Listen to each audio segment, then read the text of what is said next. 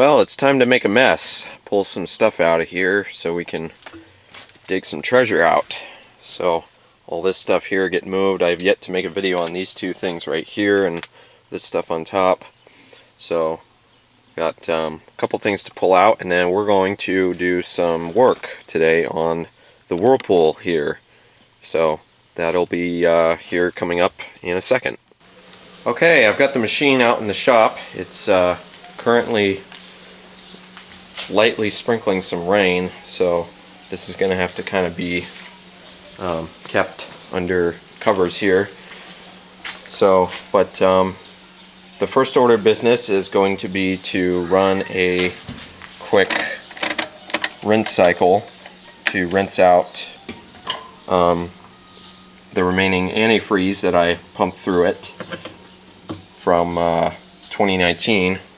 For the winter of 2019, that is, to winterize it. I just got the cold hooked up to it right now. I'm not going to worry about getting hot out here for today. Okay, got the water on. So we'll just let that kind of fill up. I already had purged the hose, the fill hose, in this drain pipe, which my neighbor let me borrow. And that's running out to the ditch, so the machine can drain and it'll run out that way, so it won't be making a huge mess out in the driveway. So got some visitors right now. Check it out. I've got the right kind of music playing for this occasion. What will happen? It's agitating.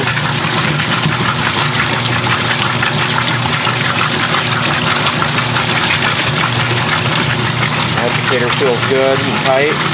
Motor coupler's working. You can see, I don't know if the camera picks it up, but you can still see the red, some of the leftover redness in the water from the antifreeze. So that definitely means it did its job, staying in there. I'm going to have to pick up some more antifreeze for the next upcoming season too. I got a screwdriver in there for the moment so it'll work with the lid open.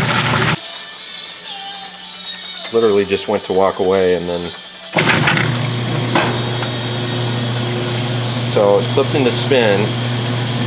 Of course, that's to be expected. Let's see how we're doing here.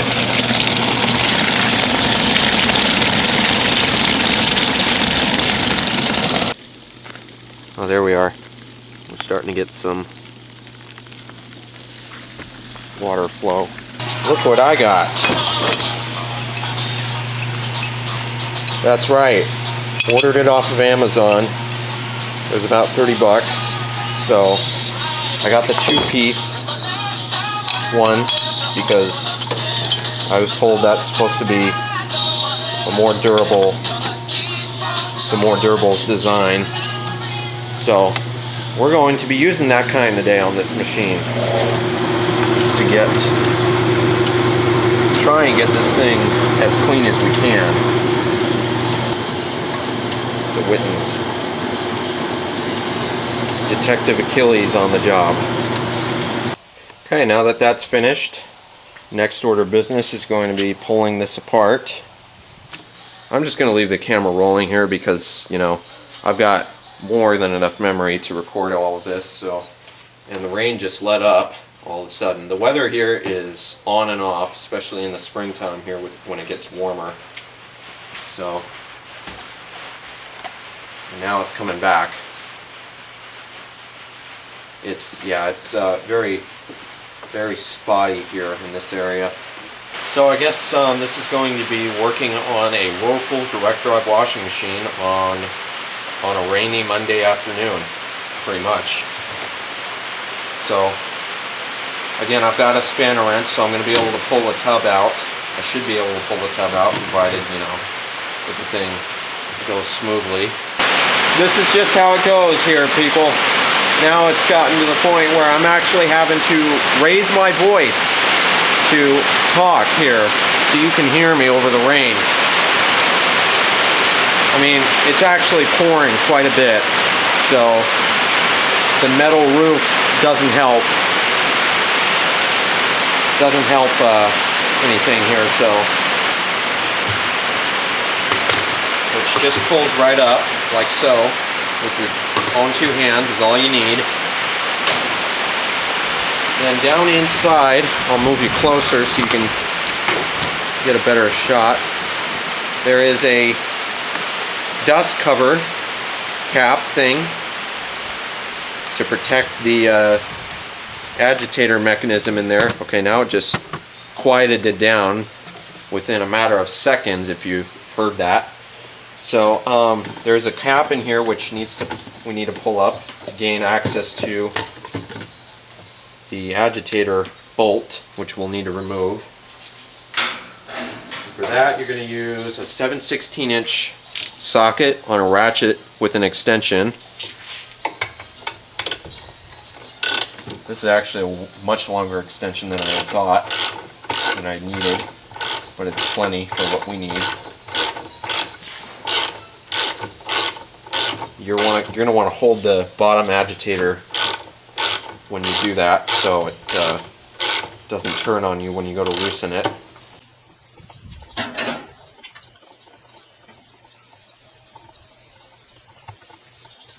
Okay, and that should be loosened all the way to where you can pull the agitator off the machine. Like so. It'll just pull right out. We're not getting into the agitator today because we don't need to. There's no reason. So now, the next thing we need to do is remove this nut.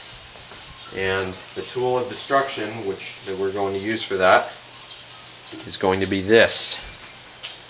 So that's why you need one of these, because this makes removing one of those nuts so much easier. You'll probably want to grab a towel in order to protect the area from which you're going to be striking the wrench with. So you take a hammer and you're going to want to tap the wrench counterclockwise to loosen it. Probably want to hold the tub in. You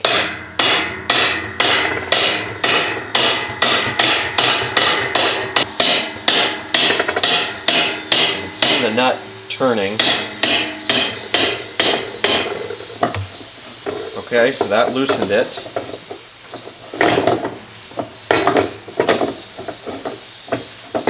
So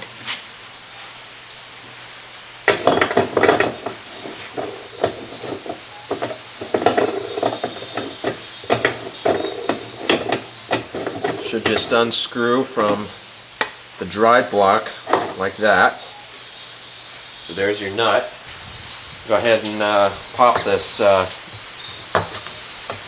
tub cover ring off. You push down on these locking tabs in order to pull them up like that, and that just comes right off. And then to get the basket off, you're probably gonna need to wiggle it off.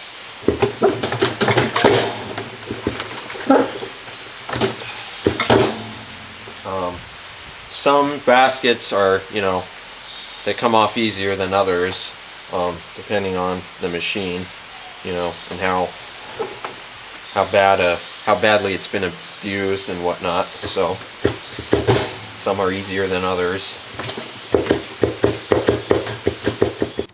Well, after several hours of fighting with this thing,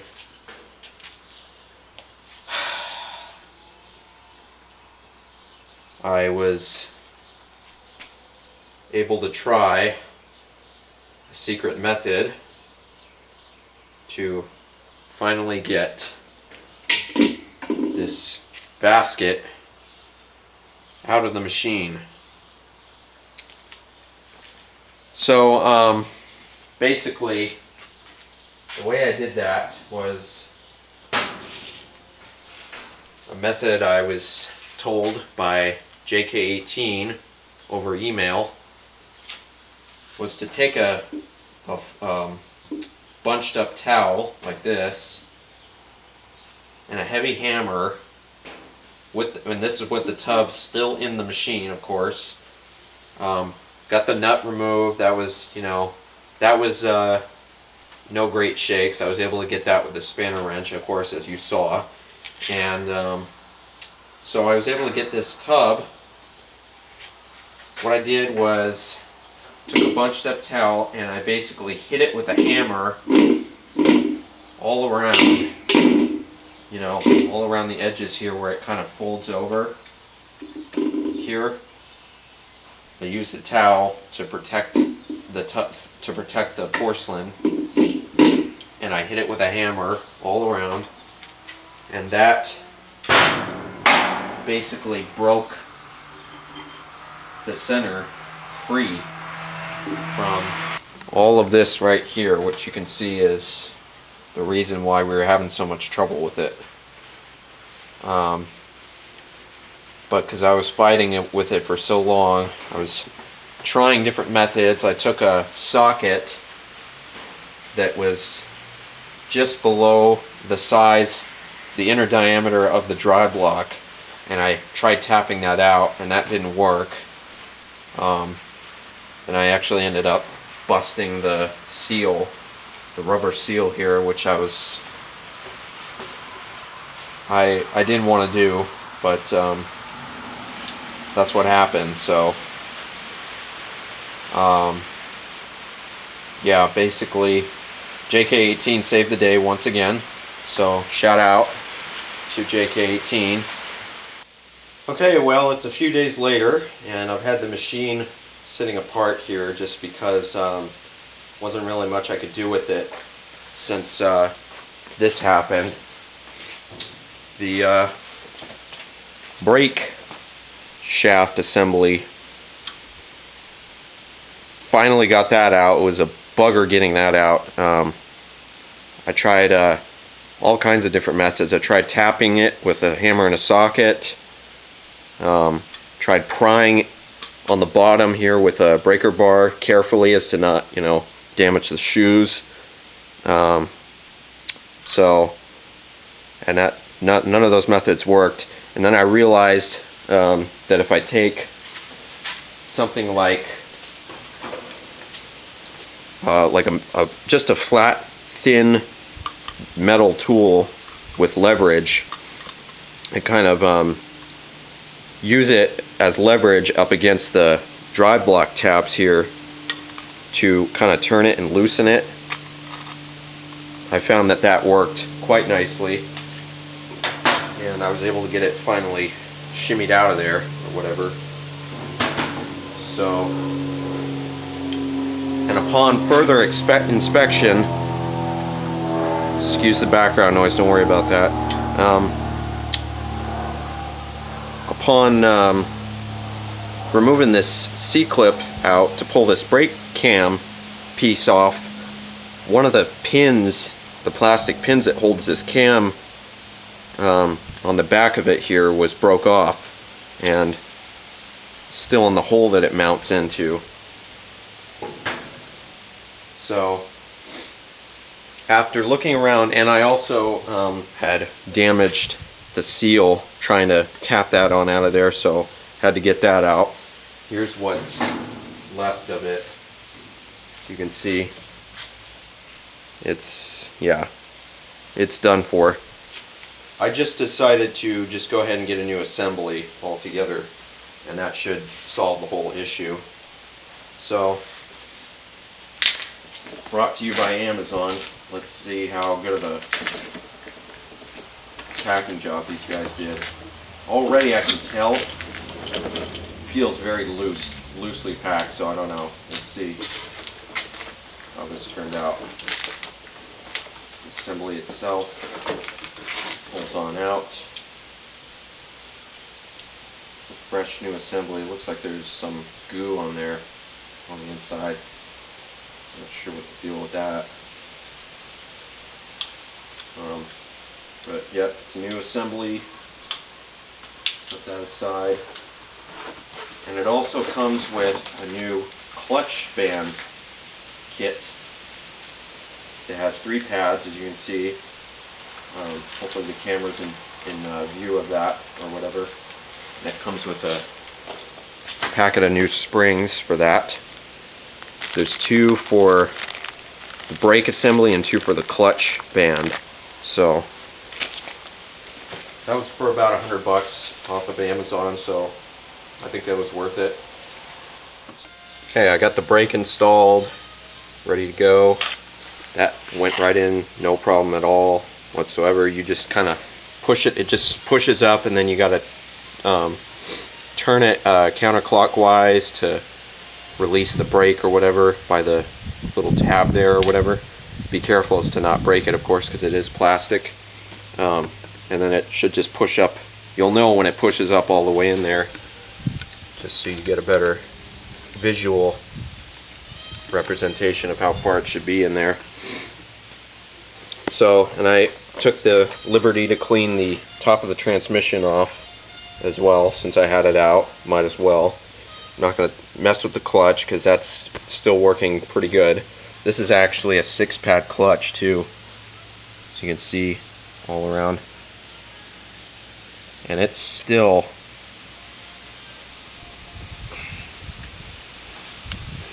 damn near impossible to turn with my own hand, so to turn the lining in here, that is. So the lining is still good in that one, so that's good. So that means I got a spare lining on hand for when I need it. So cool. So I'll go ahead and install the transmission and motor back in and bolt it up, and then I'm going to resume cleaning. I've already gotten a fair bit done on the bottom of the tub there. There's still some water left in it, so I got to put the motor back in so I can run the pump to drain it out. Okay, I've gotten most of the gunk and schmutz out of the tub. Pretty good. You can definitely see a difference. So I did the inner drum as well, some of the gunk that was on there. Didn't bother taking the lint filter out because I don't want to mess with that in case it's rusted on there or whatever. I don't want to break it. Oh yeah, and I broke that. Dropped it on the ground. So gonna have to glue that on or something, because that, yeah, that can't be like that. Alright, so I got the basket put back together, or installed back in the machine, and I got the nut on there and everything. I actually forgot to record the first test of the brakes. Real quick, I'll just show you.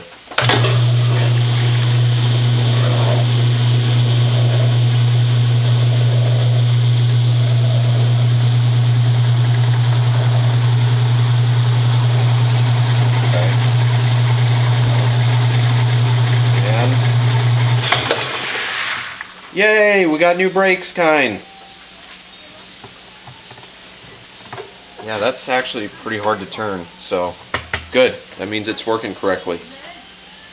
Oh, and I'd also determined while I had the motor out and everything, and I connected the plug to it and everything and tried it out without the pump, the sizzing noise that you've heard this machine make in all the videos I've made on it is not from the pump, it's from the motor. So gonna have to see. I don't know if anybody knows anything about why it would be making that noise, and if there's any way to kind of quiet it down or whatever. Let me know, because I'd be really interested to know. Quick test cycle here to make sure everything is good. There's no leaks or anything like that.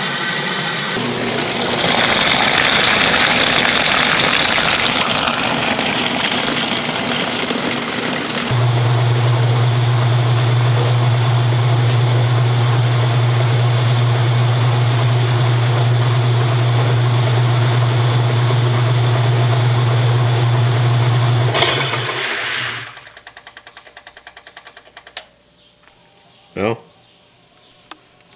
looking under here, it looks pretty good. No water drips anywhere that I can tell.